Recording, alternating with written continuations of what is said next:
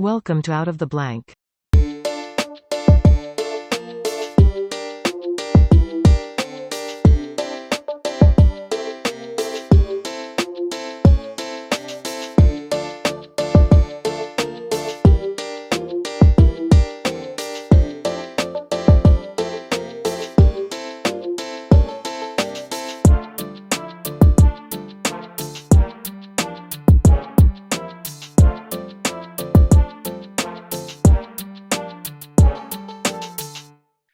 Welcome to another episode of Out of the Blank podcast. I have a person who's going to be able to explain my personality very well. Tim, welcome to the show. And for people out there listening who might not know who you are, can you explain a little bit about yourself? Yeah, thank you for inviting me in.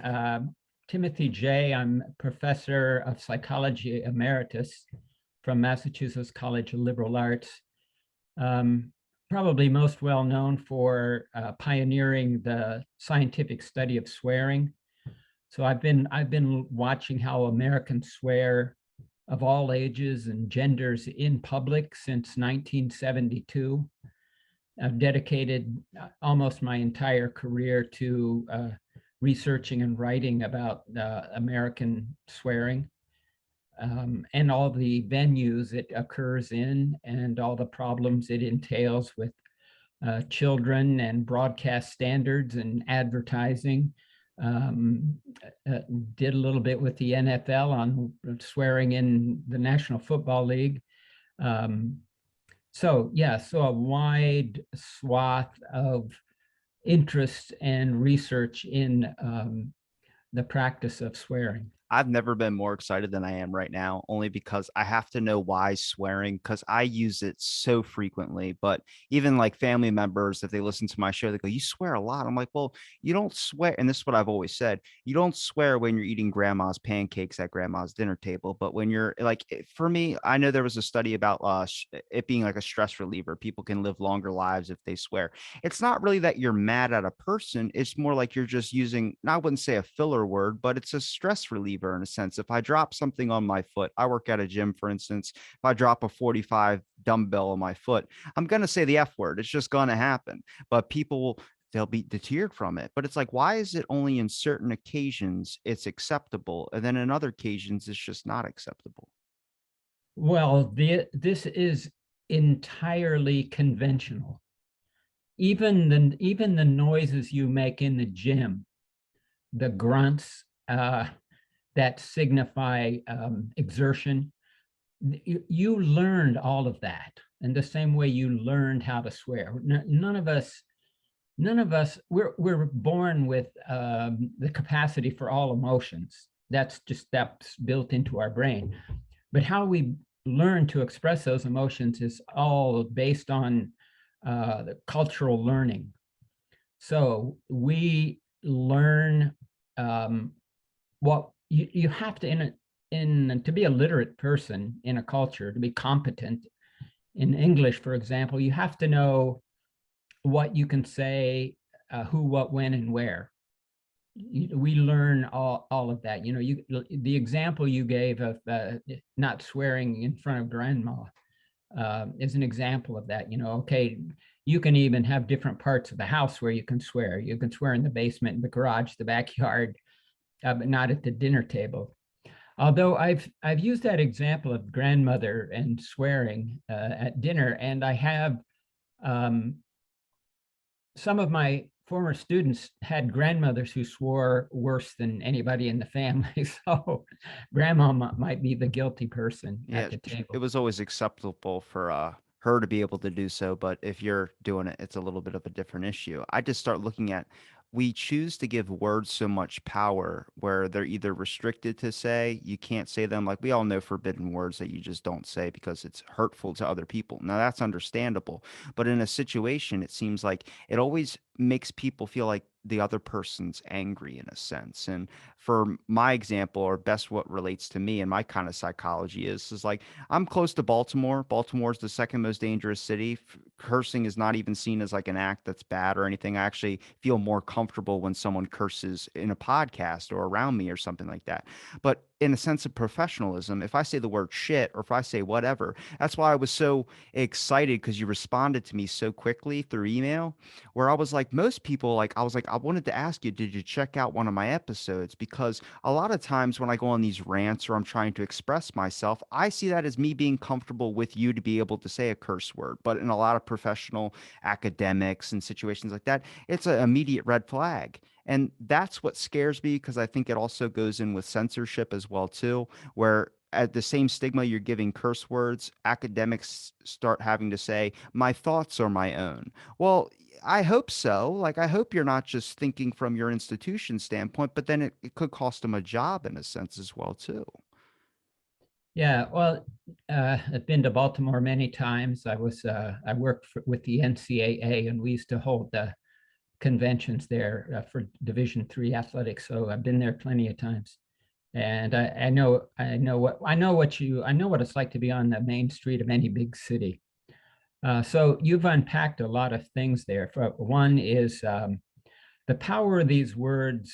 Again, these are conventions. There always has been, there always will be the worst thing you can say, the worst thing you can call a man, the worst thing you can call a woman.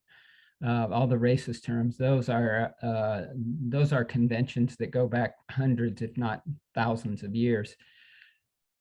So they're empowered by what I call institutions of power. First of all, your caregivers, your parents instill these in you, along with, what are manners for eating, what kind of how you wear clothing, um, and what you can say and what you can't say. Beyond the home, then we're looking at religious leaders, teachers. Certainly in other settings, there are workplace standards. So um, we know I've been on television and radio probably 2,000 times. You know what you can say on television and what you can't say. Those are standards that are upheld by the media. So here's the standards are set by these institutions of power. And we have laws against things like libel and slander and fighting words and hate speech. There are laws against those. So those are standards. The second phase of this comes in with policing this. If you're going to have a law that's or a rule or a family custom that's upheld, then somebody has to hold those accountable who break the rules. So then, that's the power of these words is from the institutions who have the right to control what you say and what you don't, and the right to punish you, the power to punish you if you break the law. So if you're going to make a rule in the workplace and you say you can't say this in this workplace, then if somebody says that, whoever's running the workplace has to punish you for it, right? That empowers these words. It starts in the home with parents. I've studied how parents punish their children when they say swear words. Most average Americans yell at their kids. There's a verbal reprimand. A small percentage physically punish their children, and parents still put soap in the mouth of the children. If you looked at that like Pavlovian conditioning, that empowers the word. It gives it a psychological force that other words don't have, because you've been punished for saying that word, or you've been reprimanded for saying that. So that gives this set of taboo words an emotional component that a lot of other words don't have. All right, and we all learn that. Every competent speaker of English must learn that. Do you think it has a, I guess, I wouldn't say an unrealized action to it, but more on the aspect if you start labeling them as like bad words or giving them this much power, it also associates you with a certain profile as well too. Like our sports broadcasters or people we have on television. Yeah, that's the workplace's right to tell you not to say those curse words, but then it starts becoming the label that all networks, if you're going to be successful, do not run off curse words. That's why, like, when you hear a Joe Rogan that drops whatever words he wants to say, or you see a broadcaster talk about that, that's not the correct model to follow in a lot of sense because advertisers will drop out, all these other things will drop out, and it starts to associate you with more of a criminal profile, I would say. Criminal as in just being aggressive or harmful in a sense, not really on the actions, because we all know some criminals that might not really be in there for anything that we would think to be criminal. Um, but cursing, like my beach, for instance, in Ocean City, Maryland, did a no swear policy where you couldn't swear on the boardwalk and you couldn't swear on the beach. Now, the good part about this was, Impossible to regulate. that's what, yeah. Impossible to regulate. So they gave up on it because of so many people are saying it's against their freedom of speech laws. And then at the same time, it's so impossible to try and get every single person from not saying a curse word. The whole idea behind it was to protect younger children, which leads into my giant point, You which is already know how to swear. yeah, that's the thing is that it's okay at a certain age. When they're very small and they say a curse word, people film it and they put it on Facebook or wherever. But then when it gets to like there's that age gap where the kid looks a little bit, I wouldn't say fugly, but looks a little bit like in their puberty stages, it's a no and it's a shameful act, which leaves the kid wondering what the hell is going on. Because in the parent's perspective, you're too old or you're too young to understand that that's a bad thing and you shouldn't say it. So we have to laugh and it's cute. But then when they get to a point, they don't see that age difference. They don't see that growth. But you see it because you're a parent looking at the kid that's doing it, which messes up a whole generation of people. And that's why I feel like not just censorship, but with swearing now, there's people that want a professional aspect and they don't want to hear cursing. That's their right. That's fine, but it also labels you in a certain category where people start associating you as trash if I say fuck or if I say whatever. When I, this is funny, this is the one podcast that feels uncomfortable to curse. I don't know why, but it's that's that stigma to it. It's like now you've for having you on, for instance, it's like you're giving me a free range to really say what I want.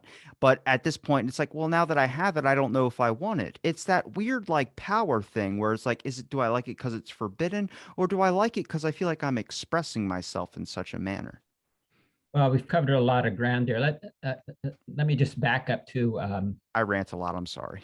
that's all right. It's just I'll try to keep a track here of how I want to respond. When you look at sports broadcasting, you look at any broadcasting, the criteria under which broadcasting standards were set occurred a century ago with radio in the early 1900s. And standards for early film production. So there's a code of conduct. As television evolved in the 40s and 50s, it pretty much used the standards that were used in radio. So these have been around for 100 years. What could be said on broadcast radio or television to protect what in the law, the public interest. Now, 100 years later, we have satellite radio. We've got cable television, which isn't broadcast television, and we have podcasts, and we have social media. So these standards are much more lax in these new media. And so you can say fuck on your podcast, you can write fuck on Twitter, you can say fuck on Instagram, you know, pretty much. In a way, it's all about money. It's all about broadcasting over different venues, right? So you have different standards. Now, the idea that children need to be protected, that's like a 19th century view of children. And it's one since Freud that Americans and Western Europeans have been reluctant to acknowledge the sexuality and the knowledge of even infants. This idea that children are born naive. No, they're not born naive. They're little vicious little animals. They're little animals. But I've studied how children learn swear words from 2 to puberty. The words shit and fuck in their own vocabulary occur preschool. To think that you're protecting a kid from hearing fuck, the kid already knows it by age 8. By the time they go to school, they have the rudiments of adult swearing. By the time they're adolescents, their swearing in public looks like adult swearing. Not perfectly, but very well aligned. So, but this is the idea that you have to protect children from sex. You have to protect them from bad words, swear words. And it's really, as a psychologist, is kind of a naive view. And anybody who's raised a child 2 or 3, send them to daycare, you know what they learn at school. So these attempts, like putting up a no swearing sign anywhere, is that sort of Victorian era veneer of, trying to do good, rather than recognizing that, this is the land of the free, right? America, the land of the free. We should be able to say what we want as long as we're not harming other people. It's always these noble attempts to stop swearing in public or in public schools are always lauded as they're launched, but we never hear that they all fail. Every one of these attempts, going back several hundred years, going back to the Crusades, where the religious crusades have failed to stem words like fuck, which is 1,000 years old. Nothing has ever stopped this. No attempts to censor this language will ever succeed. Do you feel like it causes suppression, and I would say leads to like the people that we associate as Karens now? Like it seems like a lot of people, especially now, like there's a lot of amount of policing, not just amongst giant corporations, but amongst people themselves, feeling like they're more empowered in such a sense. And like I think my dad had the best model for me as a kid, which was that just give me free range. And I guarantee to you that like once he knows he can go like in the middle of the night, I can just leave the house at 14, skate around town, do whatever. I'll be back. With all those restrictions that were just lifted off of me at such a young age, I found myself not really wanting to go pursue those things, where I start looking at like if I have cursed around someone that I work with or something, and you're able to curse at work, but that person doesn't have that at their home, then there's like, what? It's like, you just said shit. It's like, yeah. It's like, we might have to write you up. I'm like, for what? You can say it if you want to say it, but they've never heard of it. And to me, that seems like a giant issue because you're not ready for the real world then, because the real world does have curse words in it. It does. You're going to come across these things. And that's why you see a lot of policing, because some people feel like that's not a part of their life, much like the perspective that you have is because everything that has brought you to that point. The perspective I have, the home that I have, or free cursing, whatever you want to do, that's normal to me so much that I forget at times there's a lot of people that haven't experienced that. So when you do say something out of anger, most people do it when they drive. You'll see the person that goes, gosh darn it. And you're like, what just happened? Like, did you just say that? And it's like, you realize that they come from a strict home and an upbringing in that manner. Now, in other areas, they might be free range, but in that strict category, just seems like a weird one to want to block. The verbal language, in a sense, is beautiful. I think you should express all aspects of it, but people like there is I would call a fuck meter. You can't just drop it every single word you say, because then eventually the sentence just goes dull. Like what were you trying to prove? But it's just the weird, like I'm starting to see the evolution of it, where I feel like in the next 10 years, 15 years, if we normalize it so much so, as much as it's kind of normal now in the general public, but even then you still see censorship when it comes to saying the F word online, that people do the little dot, dot, dot, and they'll do this. You know what they mean, but at the same time, it's me called as hate speech. And I see that as a giant a giant effect on society's mind, because you're much like the masks are affecting kids' social recognitions of like smiles and all that type of stuff. There's something like that with cursing. When you take that out, or you trying to eliminate that speech, you're not preparing for the real grasp of the world has. And then people associate that as a threat rather than just a natural function that I feel like we should be assuming it as it is. Taboo language will never, ever be normalized. Never. This is a conservative country.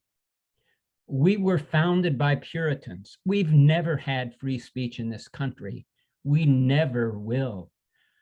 There were strict blue laws in the 1600s. People were severely physically punished for being profane. That's the basis of this country. We have probably, in the developed world, the worst sexual education program in the whole world, the worst of the developed countries. We cannot talk about sex openly. We do not inform our children about sexuality. Look all around the country about these, these abstinence-only programs, which are abject failures, do more harm than good. I worked with a major consumer product corporation about 10 years ago on how to market, display, advertise feminine hygiene products. Your father never talked to you about menstruation. We still don't talk about this. One of the most taboo topics. You couldn't even advertise these products on television until recently. You could show a tampon, but you couldn't show the string you used to withdraw it. This is the country we live in, and this is where we live. We're not going to hell in a handbasket. Why? Because you have the Karens and you have the religious right policing everything from movies, advertising, sports. There are parents groups, the Parents Action Council, Morality in Media. There are all these groups now, today, that want to censor what books are in our schools today. That is not going to change. In fact, that swing towards censorship is growing. You know, one of the things I was troubled with as a public college professor was the growing oversensitivity to students' egos, sensibilities. And we came up with these ideas like microaggressions. You know, you looked at me funny, you use this language, you know, you use this tone of voice. I'll back up to your comment about how you were raised, and that is, if you want somebody to be a responsible adolescent, adult, you have to give them the opportunity to make mistakes, right? And then, so you have to trust them to go out and see what the world is like. And kids are tougher than we think. Adolescents are tougher than we think. They withstand physical and verbal assaults. They argue with their kids. I was in the Boy Scouts. You know, I saw this. I played sports my whole life, still do. This is commonplace, you know.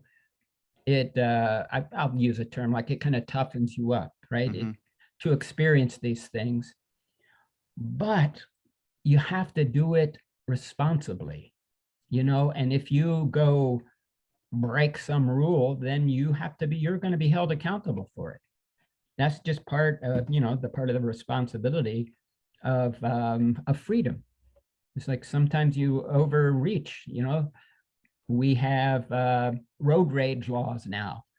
So yeah, you can swear in your car.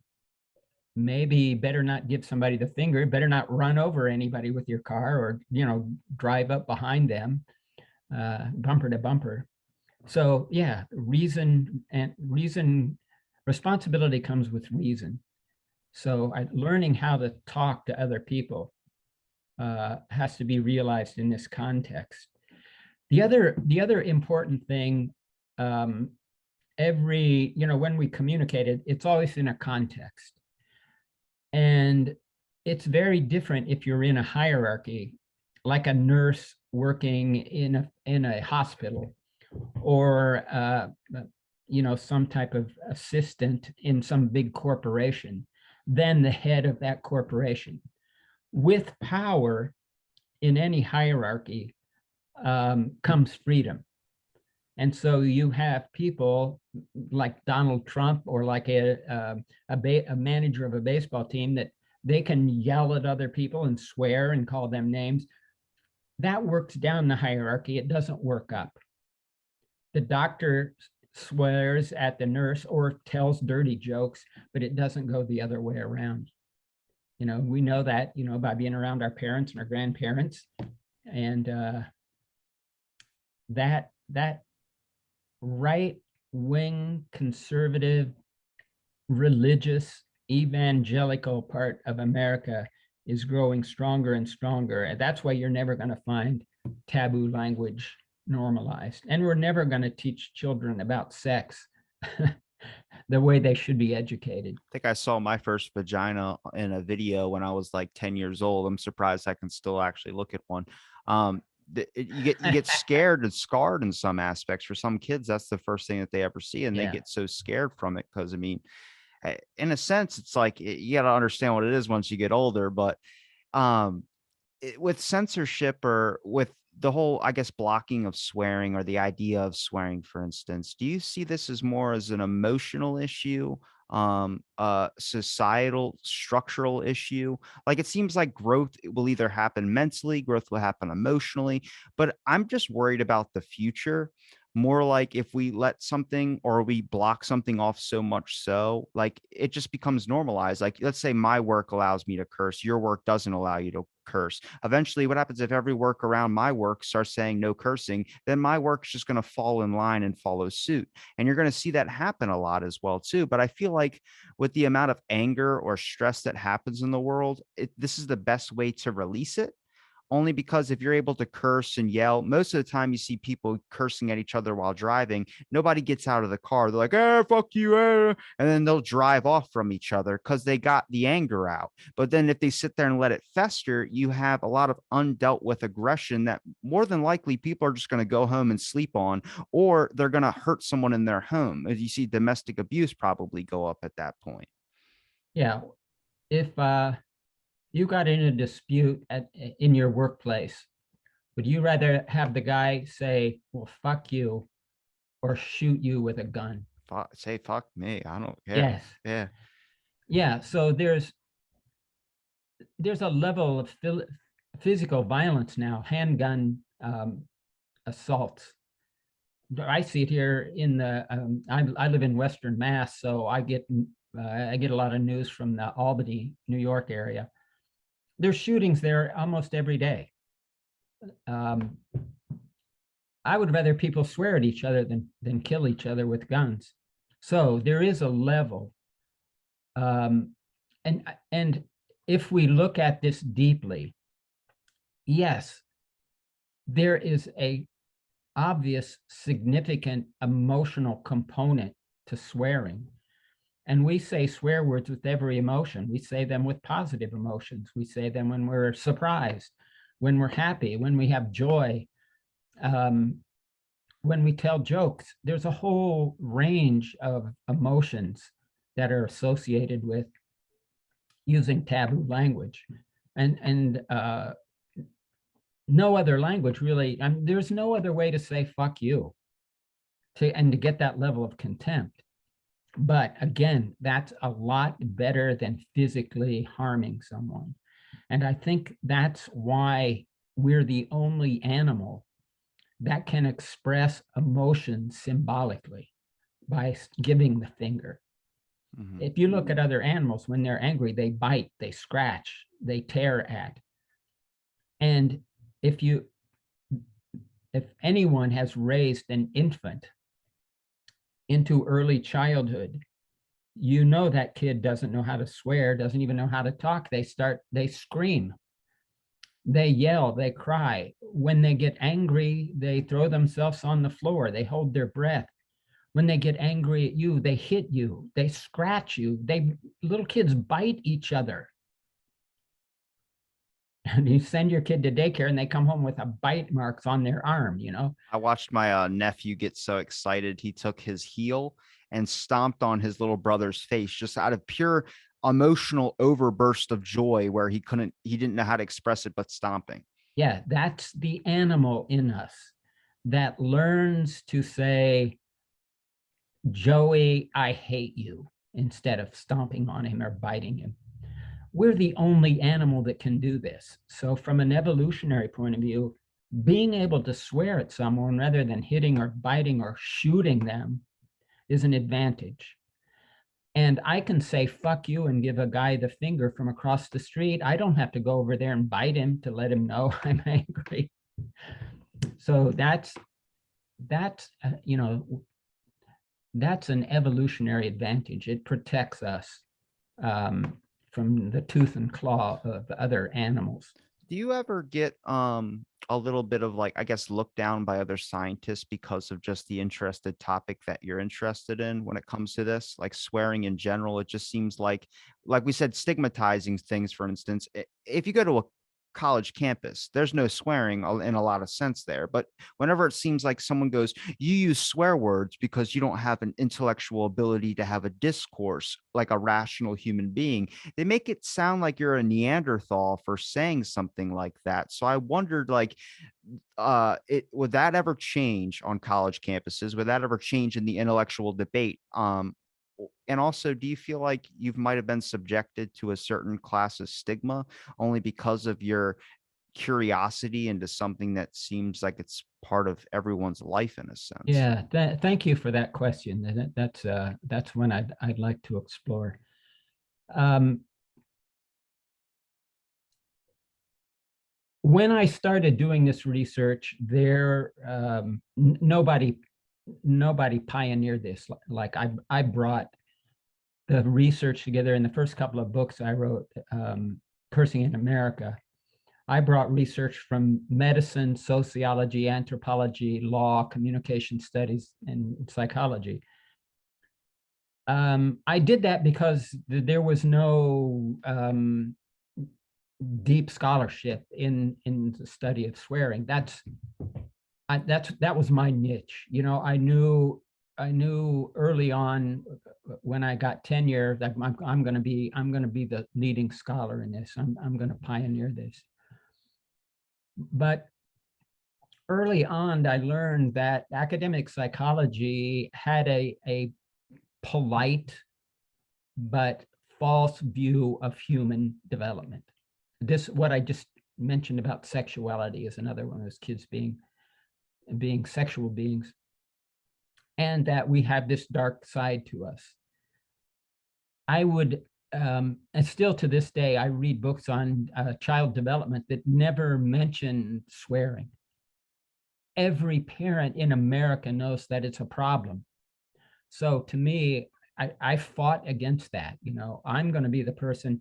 A scientist is after the truth, like it or leave it. You know, this is my books on swearing document the place in America where that exists, which is everywhere. You know, I'm showing, you know, before work like mine, if Martians came to this planet, they would never, if they looked at our psychology books, they would never know that people swear. So that, to me, as a I grew up in a working class blue collar family. My father was a bricklayer. I worked with him. I worked in a factory.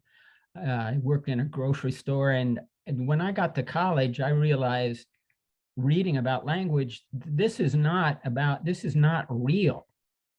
This is not true. So now, 40 years later, I've made tens of thousands of dollars writing and talking about swearing. I get invited all over the world to speak about swearing. I guess based on a 40-year career and being one of the leading scientists in this area. I just got invited, all expenses paid, to speak in Italy. I've done that in Germany. I've done that in England twice. And what I learned is that the Europeans have a much greater respect for academia than Americans do. They worship, smart people like Pinker and Noam Chomsky, and philosophers like Foucault. Those are like our rock stars in Europe. And that's a place where people speak several languages. You can go, you can run into people that speak 5 languages. The last time I was in Germany, I only met one person the whole time I was there that didn't speak English. I would try to speak German and everybody answered me in English because they knew I was an American. So I went from a point where my work was I guess you're right, kind of poo-pooed, and it's like, wow, this guy's, why is this guy studying this stuff? Very revered. Yeah, now, like I said, there have been people who are willing to pay me to fly around the globe, all expenses paid, and an honorarium. So I went from struggling. The first, my mother was very religious. I'll confess here, I was raised in the evangelical church until I finally dropped out of the church when I was about 15. But I know there was a period where I went to church every Sunday for 2 years straight. So I had to learn very early on what to do and what not to do. I had to inculcate all of those rules that my mother gave us. As I grew up, I started to explore, why can't you say this? Why can't you put this in a movie? And I became interested in watching those kind of movies that were on the line. So that I have a deep, abiding, personal, psychological interest in what's good and what's not good. And that I was just able to sculpt that into a very satisfying academic career. But early on, in fact, I had a dean that told me I was coming up for tenure, and he pulled me aside at a social hour, and he said, doing this research on swearing is not a very good subject for tenure. So talk about scared. I was 26. I was married with a kid. And I then, for that window until I got tenure, I became a pioneer in studying computer-assisted learning and did some of the first studies in computer phobia. The minute I got tenure, one of my buddies out at Hamilton College said, "Tim, everybody's studying computers. You need to go back. Nobody's studying swearing." And that the light bulb goes off, and I go back and I go, yeah, that's the true scientist in me. Fuck all these other people who don't want me to do this. The dean, I had trouble publishing my research early on. And I got from one of the best journals in the world. The chief editor writes me back and he goes, "Well, it seems like you're the only person doing this research," and he wouldn't publish my work. I have people every day. This morning, I got one offer to write a book and one to write a chapter in a book. That never happened 40 years ago. Now I have people begging me for my research, where I had to strangle people to publish early on. Now I've already paved that way. And I'll end this diatribe by saying, the last time I gave a keynote address in Germany, around me were scholars 30 years younger than me who have taken up the mantle of the cursing research. It was embarrassing that all of the papers that were at this conference cited my research. And I retired 4 years ago. I realized there's a whole generation of scholars that have read my research around the world. And I was ready to step aside and let them take over.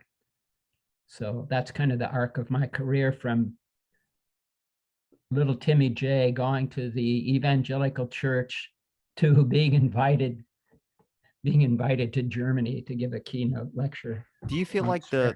the I guess the narrative's changing when it comes to the idea of what to research or look into? Like it seems like I've talked to plenty of academics who have talked about like the work that they were going into, whether it was the dryer impact hypothesis or whichever extinction event, whatever you want to say. They've just been dismissed or deterred from it from someone who felt like they were putting your best interest forward when in a sense were really crippling you or stopping your success at a certain point. And it seems like with science or with evidence, there's just been a narrative that's kind of been played out for the longest time, much like Google or all these main corporations that seem like they own everything in a sense. There's a template that everyone's following, and nobody's ever thought about modifying the template. Like, oh, if you want to do a show that interviews guests, you need to be professional. You need to wear a suit. You need to be behind a desk. You need to do this. It's like, well, what happens if I just want to do it in my studio while I can hit my vape at any time and also say shit if it doesn't work out? Like, that just seems like a not really even revolutionary thinking, but a more comfortable thing. I've always gotten the compliment that my show wasn't as cookie cutter as the rest. And I was like, well, I'm generally curious and interested in having a conversation with the person I have on. But it shouldn't, I'm surprised. I'm sorry it took so long for me to find you because I'm looking through the thing and I'm like, this is fucking amazing.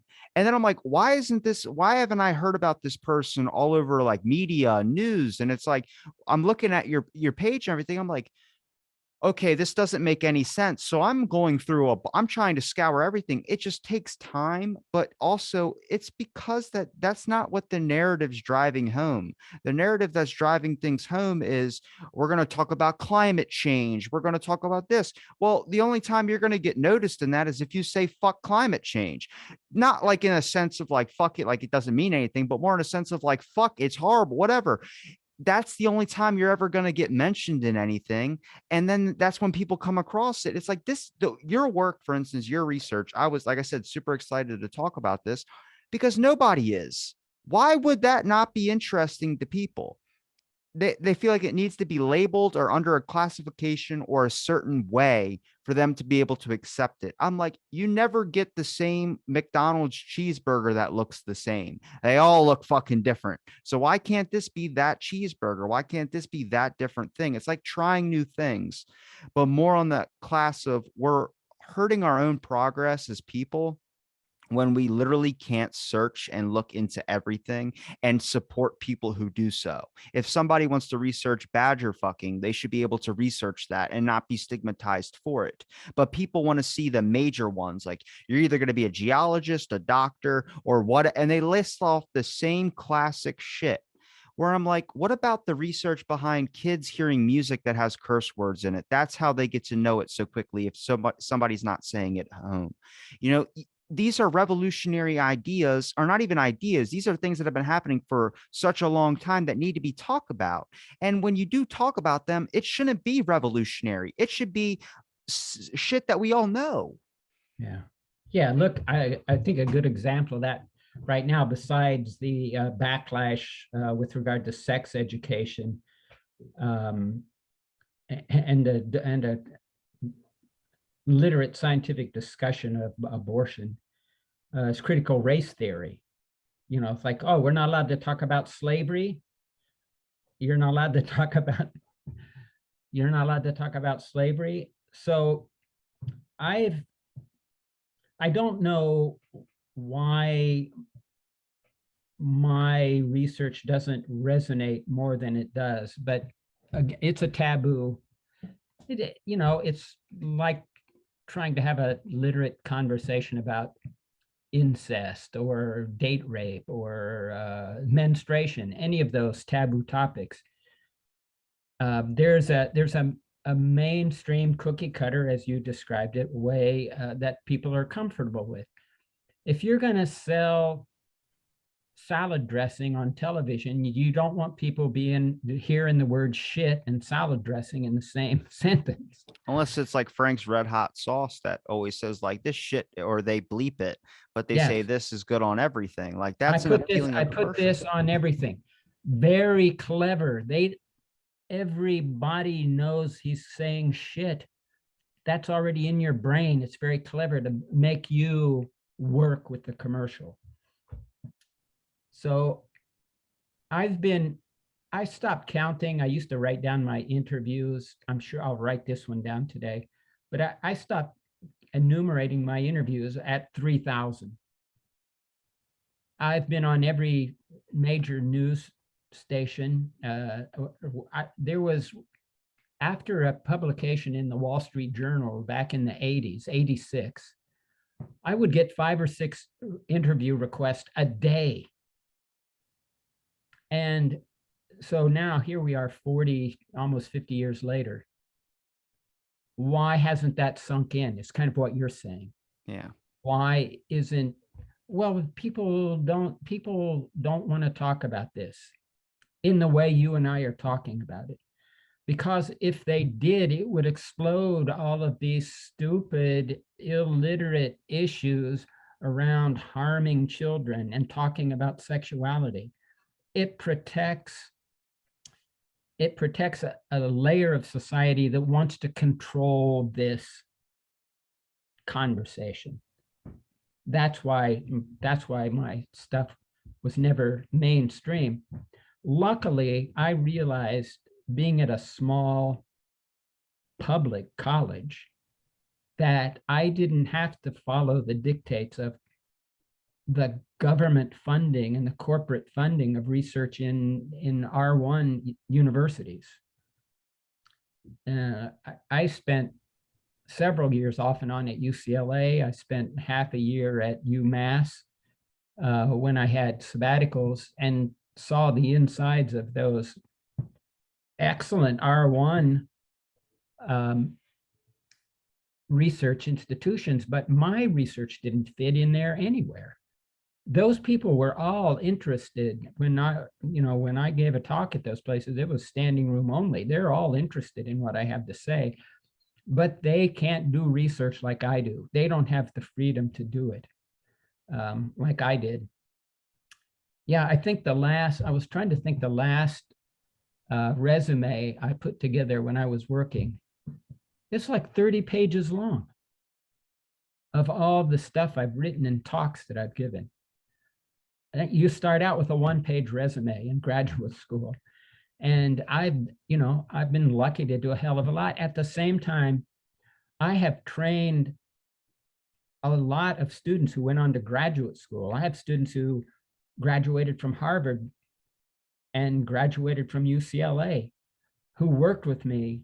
And I was always so happy that the success of a psychology professor is really indicated by the success of his or her students. And I had plenty of students who went on to be very successful movers and shakers in psychology. So I knew that my teaching, my research, my guidance was helpful. And it always made me feel great to see my students succeed. They didn't, only 1 or 2 of them went on and studied swearing. The rest of them, used my research experience to just gain the tools of how to be a scientist. Do you think you would have had more students that would have been like interested in swearing if it would have been more applicable to their lives? Like, I feel like if you opened up the doors and institutions were researching topics of this sort as well, too, ones that we called stigmatized, which I don't see why they are, which I can understand because people look at it like floodgates. floodgates. If you open up the door to conversation about swearing, then it opens up the flood doors. And there's like three things you don't talk about at a dinner table: politics, Religion. religion, and Yeah. then cursing or anything sexual, anything Sex. like Yeah. that. Um, That's it becomes an issue because I feel like you would have a large amount of people going to college even more when you have these types of topics being talked about, because these are things that are interesting to younger minds who are using this a part of their everyday culture. I told my students in intro psych, which my classes were always filled for whatever reason, but I would tell them, look, sometimes I'm going to swear in here. And sometimes I would do it to just emphasize a point. Other times sometimes I would get angry or upset, or act like I was angry or upset. And I asked my students once, like, how do you feel about this? And they were very candid. They said, you know what? It makes you feel like you're more like us. It makes you more human than somebody who's like going to stand on a pedestal and lecture at them. But I love training students for whatever they wanted to do. If they wanted to be clinical psychologist, or they wanted to study school psychology, I would help them. Some of my students are lawyers, and I would help them to get into law school. I said, if you want a letter of recommendation from somebody, you have to work for them. You have to be given responsibility to do tasks and have gone beyond my expectations. That I'll write you a damn good letter that you did more than I asked you to do, and you did it well, and you did it on time. It doesn't matter if they're going to study swearing or not. That's what somebody on the other end wants to know. Can I trust this person? Are they a hard worker? Will they do what I ask them to do? And those are the kind of students that I work with. To dedicate that time and effort, I could only work with a handful of students at a time. So usually as one would be leaving, I would be training another one. So 2 or 3 at a time. Sometimes I had them working in teams on a variety of things. And just sometimes we studied what they wanted to do. Sometimes we studied what I wanted to do. But Well, just like what you said with the give them a damn good recommendation or something, that you're solidifying their futures in cement. See, like a difference between life and death in a situation is if someone just lost like their house, or they lost and they feel like their life is in the shitter, say their house burned down. If they go to their friend and their friend said, "Yeah, man, that sucks." That's one thing. That person's probably still going to be very, very upset. But if you say, "Yeah, man, I know it fucking sucks," there's just there's a different thing afterwards where it's like, shit, like it hits a little bit different. Now, it's not enough to take away the burning of the house, but what it is, it's enough to understand, like, yeah, man, it does fucking suck. And it's okay to say that. But a lot of times people feel like that's not right. And it's like, honestly, the best conversations I've ever had, more open, more of a connectivity, have been with cursing involved in it as well too. Whether it's yelling and back and forth at each other, you're sinking the information in more. I feel like it pierces your ears first. The next thing you know, you're hearing everything a little bit clearer. You wake up when someone tells you to shut the fuck up. Like, that's what happens. And I feel like in conversation, maybe the stigma has brought it to that point where it is like that, and that's what we get from the stigma, I guess. But it should be more expressed in such a manner where people don't condone you and label you as such, is my kind of point. well, that person's not a friend who labels you and looks down on you for being an emotional person. Now, at the root, Carl Rogers, the great clinical psychologist, I love his book on becoming a person. One of the key elements of psychotherapy is empathy, is the ability to feel what the other person is feeling and mirror that back, so that when the house burns down and the person is emotional, when you mirror that back to your friend and you say, that's fucking terrible, they understand that you understand. And that's what we would call genuine communication, right? It's honest, and you're reflecting what that person's feeling at the same level of emotion that they are. Um, I think this is obviously a crucial element in psychotherapy, but it's also a critical element in speaking with anybody in the healthcare industry, to have them understand your anxieties, your depression, your frustrations. If I'm talking to some wet noodle and he or she is looking on their phone or their computer, they're not listening to me. They're not feeling me, right? Do you feel me? That's kind of what the essence of using emotional communication is in everyday conversation, or, in psychotherapy. I think a good therapist would wait for a good therapist is not going to say, how the fuck are you doing today? They're waiting for you to display your emotions, and then they will mirror that. Otherwise, if you went in to see your internist, for a checkup, and he says, how the fuck are you doing today? That would come off as not being very professional. Yeah. But they might get down with you, depending on what their standards are. But again, these hierarchies exist all over the place. I tell you, one of the banes of communication today is things like Instagram and Twitter and sending text. Is that there's no soul in most of that. It's false You can put, communication. yeah, you can put an emoji in there, a smiley face, or a heart, but it's not like what you and I are doing right now.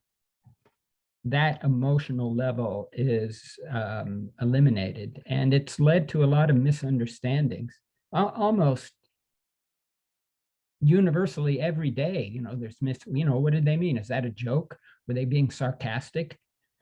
Aren't they trying to be funny there? And you got to put LOL or OMG, or I'm just kidding, or But I they're was not just really not kidding. They're kind of being serious at the same time. That's why they add the LOL at the ending, because they don't want you to think they're being too serious. That's why I started doing video on the show, because I want you to see that I'm actually here in this moment with you, speaking with you about this subject, and nothing else is on my mind. I feel like that opens up a whole nother door of interaction. And to speak upon the doctor thing you were talking about, my gastroenterologist, before she ended up moving away, I realized that this person actually cared about me, because I would get on my little rants and tangent off when we're supposed to be talking about me, because I always like to go off to something else, like deflect.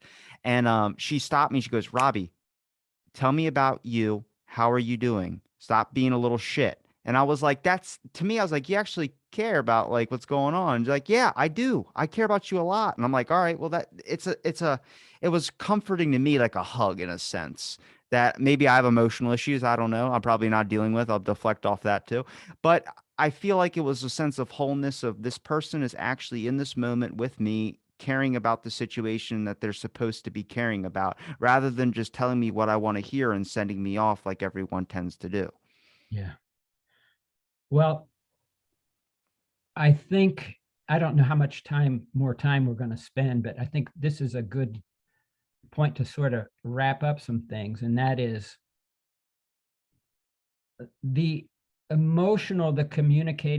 communicative value of swearing, of using emotional language. It allows us to be human beings. It allows us to vent. It allows us to get out our feelings at a deeper level. Saying, fuck you is much different than saying I'm angry with you. And what we carry around, those of us who are competent English speakers, we carry around an emotional toolbox that contains words that do things to other people.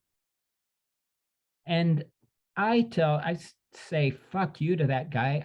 I don't want to fight with him. I want him, don't be such an asshole. I don't want to fight with that guy. I want him to realize he did something wrong and I recognized it. Because that's what an asshole is, a thoughtless person, right? I've been in federal court arguing over what the word asshole means. When a woman called 2 police officers in Omaha, and they held her for 2 hours they thought she was bringing drugs in through the airport. And they decided to let her go because they couldn't search her. She didn't have any drugs on her. And after 2 hours of holding this woman in a little trailer, they said to her as she was leaving, how would you like a police to say this to you after 2 hours of detention? Have a nice day. Asshole. And she looked at them and said, I will, asshole. And they arrested her for disorderly conduct. So she was acquitted on that charge. And then she sued them for violation of First, Fourth, and 14th Amendment. So I was in district court, federal court in Omaha about that, what that word means.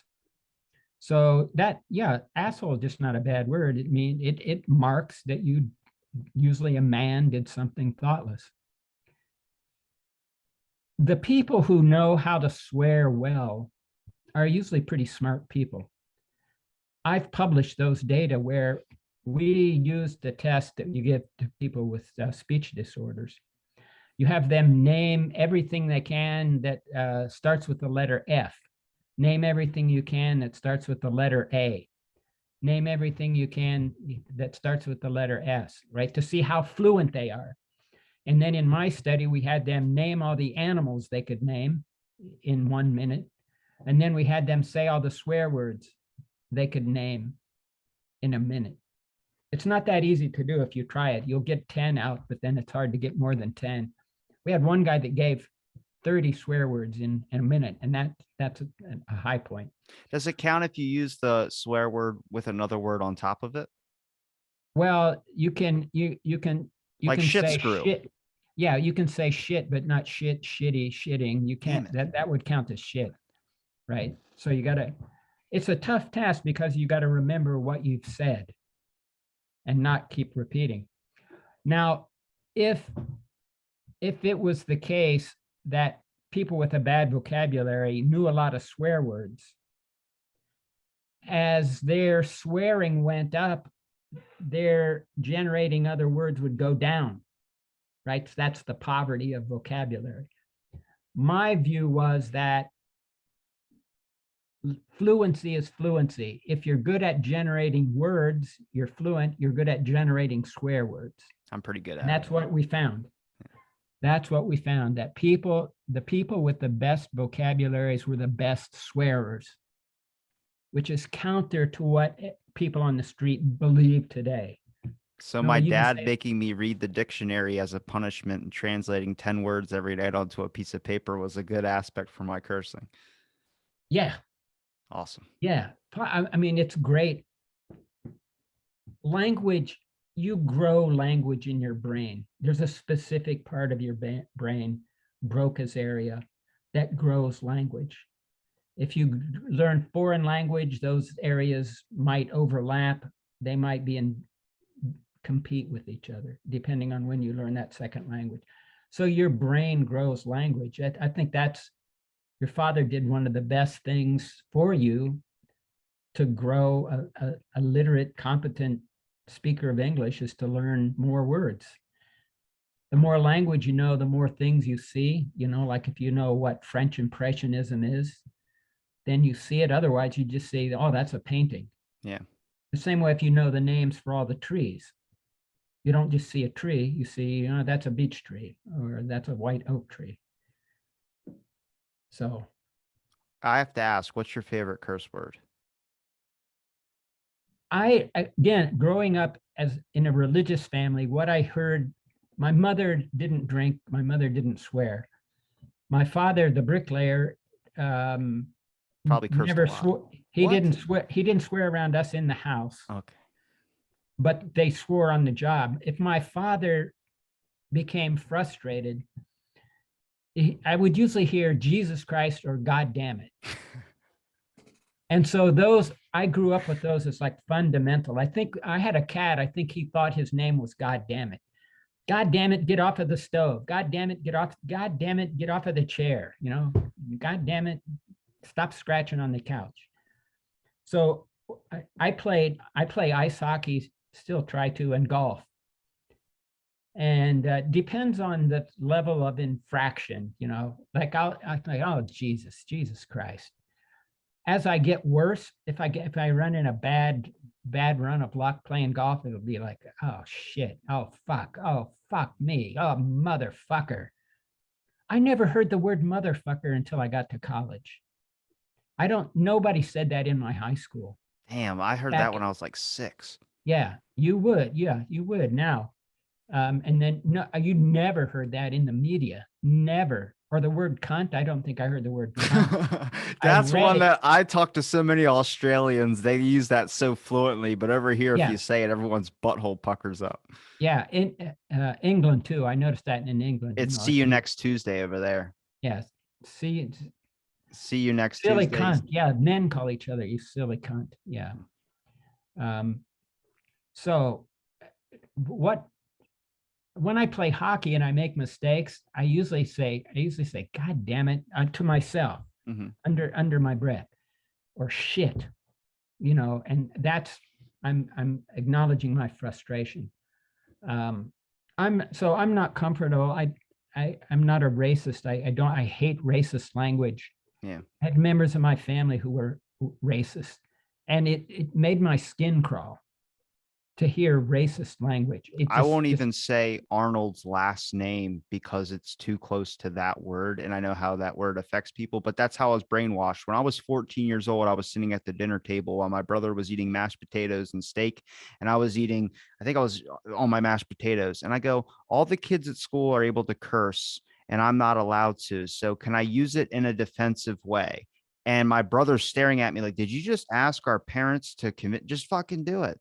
And they looked at me and they said, as long as it's not the N word. And I never even wanted to say that word anyway. I just wanted to say fuck you to someone. And then like I just stayed away from even anything close to that word. There's no point in even going down that path. If I say Arnold, you know I mean Arnold. yeah. I think what, and I alluded to this earlier, that each word, not only, you know, we know what the word asshole means. And to me, the emotional component of a word like cunt is much more offensive. It's harder for me to say that word than it is to say asshole or shit or goddamn. Those words, hell, say hell, damn, you know, you can read that in the newspaper. You can see that in the comic strips.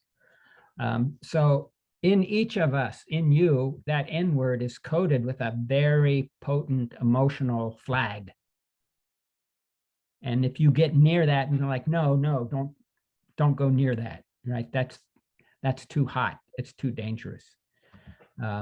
Yeah, so I think not only we know the meaning of these words, but depending on how we were raised, some of the words have much greater cachet than others do.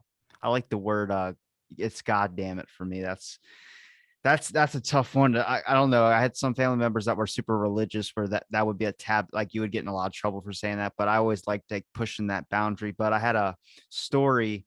My buddy, his dad would say the word. He'd say like I forgot what it was. He was sniffing something and he would smell it and go, "Oh God damn it, God damn it," and he keep backing away. And his mom goes, "Stop using the Lord's name in vain." He goes, "I'm not. I'm saying Gad." And that was just that's to me that's true. Some people when they're about to say a curse word they'll morph it into something else. Like I usually say dick, but it'll come out a little bit different. Yeah, I was watching the Josh Whedon's Serenity, the kind of the old West version of Star Trek. At least the way they talk, and they don't use. I think instead of saying "goddamn," they say "Gorham." Right, so they swear, but they don't use conventional language.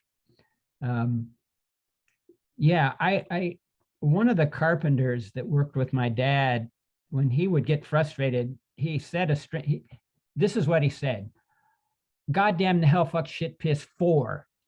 And he always ended with a number. Yeah, Goddamn the hell, Tourette's. fuck, shit, piss, 4. Did he have Tourette's? No, no, that was just what he did. And he had a very colorful language. When he got a piece of wood that needed to be sanded down or planed down, he would tell one of the carpenter's helpers, he would say, shave a few cunt hairs off of that, Yeah, I know that one. as if a cunt hair was a unit of measurement in Mhm. carpentry, Yeah. you know. And so I think that's how people talk, especially how laborers talk. And I loved hearing all of that. I wouldn't say it. I was like the surprised little evangelical kid, you know. It's like, oh my God, I wouldn't say that. Mhm. But you're right. When we surveyed kids about how their parents restricted language in the home, um, some of them it was worse to say religious words, damn, goddamn, Jesus Christ, hell, than it was to say fuck, shit, you know, sexual words. Yeah, I don't even think Jesus Christ to me in my vocabulary isn't a bad word at all. I think it's just Jesus Christ. Like it's just I say that a lot, but I get why some people could be affected by it if they are religious in a sense. But I think You're not a Southern Baptist evangelical yeah. Christian, right? No, you'd get your mouth soaked out for talking like that. So It's good if you have a swear jar, then people could just keep putting money in it. But that's a weird thing in its own with getting a kid to have a swear jar, like you established it in the house as things not to say. It's like small little kind of staying in the matter of being a parent in a sense that people think being a good parent is never letting your kid curse or never cursing around the home. when I you bring to mind the French philosopher Foucault has a book on the human sexuality, the history of sexuality, and he makes a pretty good point. Uh, Freud thought this too. Once you create a taboo, you create a prohibition, you create desire. The prohibition creates desire. You have to know you're not allowed to masturbate. Oh, you can't, you know, you can't say a swear word. You can't fornicate. Then people become, you can't do that. You become obsessed with it. So what happens in schools when they say zero tolerance on swearing? You know what happens? The amount of swearing in the school goes up. The swearing goes up because now you have everybody obsessed with swearing. They're constantly thinking about what they're not allowed to do. So the swear jar is a constant reminder. You're always thinking about not saying that swear word. It didn't go away. It's better off if parents just ignored it, because the kids using the swear words either to vent or to get your attention. And then you take that commodity away and it'll abate. Well, man, can we wrap up? Yeah, Tim, we're Gotta, done, man. Where can people find you, man? Your website, your books, anything that you have that you want to promote, please do. yeah, an easy way to Google me is just to put Tim J Cursing, and that'll give you um, a lot of the other links. But on my website is at MCLA. Uh, you can just put Timothy J MCLA, and you'll get my website. Or email me, you know, tjay at mcla.edu. I still have my campus email address. And I'll link it all in the description so people can find it as well too. And I'd love to have you back on. Yeah, you've got through the email, you've got my or you've got my website. Yeah. At the bottom. So Yeah. I'll link it all in the description. It's been a pleasure chatting with you, Tim. Thanks for listening to same this here. episode of Out of the Blank podcast. Shit happens. I know we'll have something to talk about in the future. Yeah.